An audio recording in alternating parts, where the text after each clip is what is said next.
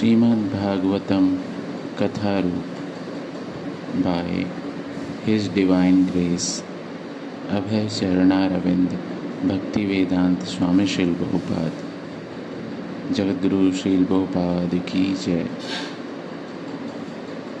Part 1 Naimisharanya में महान यज्ञ का आरंभ। पहला स्कंद। लगभग 5000 वर्ष पुरानी बात है। भगवान श्री कृष्ण को इस धरती से अप्रकट हुए कुछ ही वर्ष ही बीते थे। शौनक ऋषि की अगुवाई में महान ऋषि मुनि विशाल यज्ञों को करने के लिए नैमिषारण्य में एकत्र हुए। नैमिषारण्य अत्यंत पवित्र तीर्थ स्थल है। मान्यता है कि सृष्टि के आरंभ में इसी क्षेत्र को धूरी बनाते हुए ब्रह्मा जी ने संपूर्ण ब्रह्मांड को नापा था। ये साधु संत भावी कलयुग में जन्म लेने वाले मनुष्यों के प्रति अत्यंत चिंतित थे। उनके कल्याणार्थ ही उन्होंने इस पवित्र भूमि को चुना था। वे जानते थे कि इस स्थान पर यज्ञ करने से आसुरी लोगों की शक्ति क्षीण होती है। वे यह भी जानते थे कि समस्त शास्त्रों में कलयुग के लिए केवल एक यज्ञ की संस्तुति की गई है और वह है संकीर्तन यज्ञ, अर्थात भगवान हरि के पवित्र नामों तथा महिमाओं का कीर्तन एवं श्रवण। इसलिए यहाँ एकत्र ऋषि मुनि 1000 वर्षों तक कृष्ण कथा सुनने के लिए कटिबद्ध थे। एक दिन अपने प्रातःकालीन कार्यों से निवृत्त होने तथा अग्निहोत्र यज्ञ करने के बाद सब ऋषि मुनियों ने श्रील सूत गोस्वामी को सम्मानपूर्वक व्यास आसन पर विराजित किया और उनसे यह 6 प्रश्न पूछे। ऋषियों ने कहा, हे सूत गोस्वामी, एक आदर्श तथा आज्ञाकारी शिष्य होने के कारण आपने अपने गुरु वर्ग से संपूर्ण ज्ञान तथा उनकी कृपा प्राप्त की है।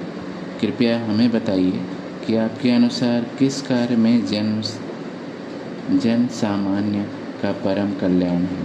कलयुग में लोगों की आयु अत्यंत कम है, साथ ही वे झगड़ालू, आलसी, भ्रमित, दुर्भाग्य तथा सदैव उद्विग्न रहते हैं।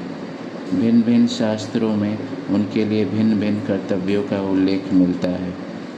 आपसे निवेदन है कि आप कृपया उन सब शिक्षाओं का सार निचोड़ कर हमारे समक्ष प्रस्तुत करें। इससे समस्त प्राणी जगत का परम कल्याण होगा और उनके हृदय पूरी तरह संतुष्ट हो जाएंगे। हे सूत गोस्वामी, आप जानते हैं कि इसी उद्देश्य की पूर्ति के लिए भगवान श्री कृष्ण ने देवकी के गर्भ से जन्म लिया और एक मनुष्य का रूप लेकर धरती पर लीलाएं की। हम उनके विषय में सुनने के लिए अत्यंत आतुर हैं। कृपया उनके विभिन्न अवतारों तथा उन अवतारों में उनके द्वारा रची अद्भुत लीलाओं का वर्णन करें।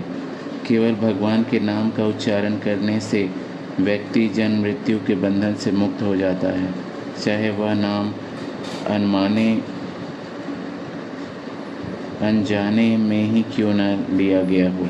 इसीलिए नारद मुनि जैसे महान भक्त सदैव भगवान के नामों तथा महिमाओं का गान करते रहते हैं। ऐसे शुद्ध भक्तों के दर्शन मात्र से ही व्यक्ति पवित्र हो जाता है, जबकि गंगा में तो स्नान करने के बाद ही व्यक्ति पवित्र होता है। आप कृष्ण कथा कहते जाइए, हम कभी भी इससे थकेंगे नहीं, क्योंकि जिन मनुष्यों ने भगवान के साथ अपना दिव्य संबंध स्थापित कर लिया है, वे प्रत्येक क्षण उनकी लीला श्रवण का स्वादन लेते हैं। अभी भगवान श्री कृष्ण ने इस धरती से अपनी लीलाओं को समेट लिया है और वे अपने धाम लौट गए हैं। उनकी अनुपस्थिति में हमें सच्चा धर्म कहाँ मिलेगा।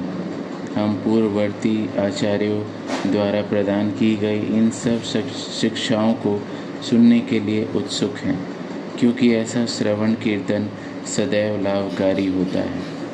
ऐसा कौन सा मनुष्य होगा जो इस पतित कलयुग के दुर्गुणों से तो मुक्त होना चाहता है, परंतु वह परम भगवान की महिमाओं को सुनने का इच्छुक नहीं है।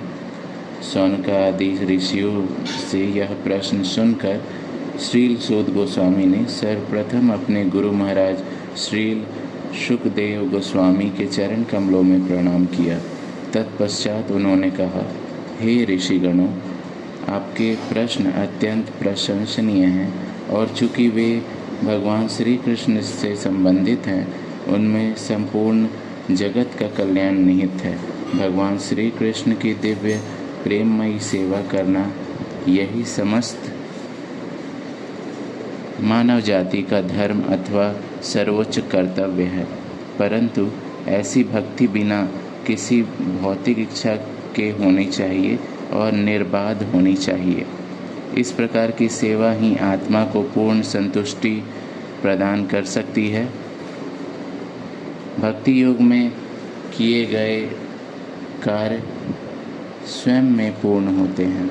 इसीलिए भक्ति योगी स्वतः ही पूर्ण ज्ञान तथा इस भौतिक संसार से वैराग्य अर्जित कर लेता है। हम चाहे कितने भी उद्यम क्यों न कर ले, परंतु यदि वे हमारे हृदय में भगवान के संदेश को सुनने के प्रति सहज आकर्षण जागृत नहीं करते, तो वे सब व्यर्थ परिश्रम ही हैं। मूल्यवान मनुष्य जीवन आत्म साक्षात्कार के लिए है। हमें इसका उपयोग कभी भी भौतिक धन संपत्ति एकत्रित करने के लिए नहीं करना चाहिए, और इस जीवन में यदि हम कोई आर्थिक लाभ अर्जित भी करते हैं तो उसका प्रयोग भगवान के सेवार्थ होना चाहिए, न कि निजी इंद्रिय भोग हेतु। यद्यपि परम सत्य एक है, भिन्न भिन्न आध्यात्मवादी इसका अनुभव भिन्न भिन्न स्तरों पर करते हैं। कोई इसे निराकार ब्रह्म रूप में देखता है, कोई कण कण में व्याप्त परमात्मा रूप में, और कोई परम सुंदर सर्वगुण संपन्न भगवान के रूप में। शास्त्रों में इन तीनों स्तरों का उल्लेख मिलता है। जीवन का सर्वोच्च लक्ष्य परम भगवान को प्रसन्न करता है, और इसीलिए किसी भी बुद्धिमान व्यक्ति को चाहिए कि वह एक अविचल मन से सतत उनके बारे में श्रवण करे, उनका गुणगान करे, उनका स्मरण करे और उनकी पूजा करे। भगवान श्री कृष्ण के निरंतर स्मरण रूपी तलवार से भक्त कर्म बंधन की जटिल गांठ को काट देते हैं। फिर ऐसा कौन बुद्धिमान व्यक्ति होगा जो ध्यानपूर्वक इस कृष्ण कथा को सुनना नहीं चाहेगा।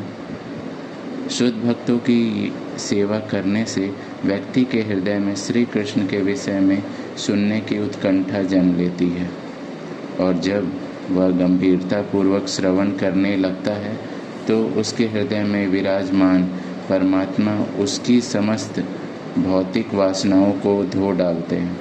इसीलिए कृष्ण कथा के श्रवण को सर्वोच्च पुण्य का स्वीकार किया गया है। जब हृदय में व्याप्त समस्त अनर्थ और अभद्र नष्ट हो जाते हैं, तब भगवान की प्रेममयी सेवा एक अटल सत्य बनकर वहाँ स्थापित हो जाती है। उस समय काम और लोभ जैसे रजो एवं तमोगुण के प्रभाव हृदय से निकल जाते हैं। व्यक्ति प्रसन्नता पूर्वक शुद्ध सतोगुण के स्तर पर स्थित हो जाता है। उस दिव्य स्थिति में भक्त के हृदय में भगवत विषयक ज्ञान प्रस्फुटित होता है, और वह समस्त प्रकार के सांसारिक संसर्गों से मुक्त हो जाता है। उस समय भक्त अपनी आत्मा के सच्चे स्वरूप तथा भगवान के नित्य सेवक के रूप में अपनी शाश्वत स्थिति को स्पष्ट देख पाता है। इसीलिए अनादिकाल से महान भक्तों ने स्वयं को भगवान श्री कृष्ण की शुद्ध भक्ति के प्रति समर्पित किया है। यद्यपि ऐसे भक्त अन्य सब देवी देवताओं जैसे ब्रह्मा जी, शिव जी, दुर्गा देवी आदि का पूरा सम्मान करते हैं, परंतु वे ऐसे किसी भी देवी देवता की पूजा को स्वीकार नहीं करते जो भौतिक प्रकृति के तीनों गुणों के भीतर हैं। मुक्ति के लिए गंभीर साधकों को केवल विष्णु तत्वों की उपासना करनी चाहिए। उन्हें ज्ञात होना चाहिए कि केवल भगवान विष्णु ही समस्त ज्ञान, यज्ञों, योग और तपस्या के चरम लक्ष्य हैं। भगवान के राम, नरसिंह, वराह, मत्स्य, कूर्म जैसा नाना अवतार हैं, परंतु ये सब भगवान श्री कृष्ण के अंश अथवा उनके अंश के अंश हैं। दूसरे शब्दों में एकमात्र भगवान श्री कृष्ण ही पूर्ण पुरुषोत्तम भगवान कहलाने के योग्य हैं। इस तरह हमारा पहला पार्ट कंप्लीट होता है। जगत गुरु श्रील प्रभुपाद की जय।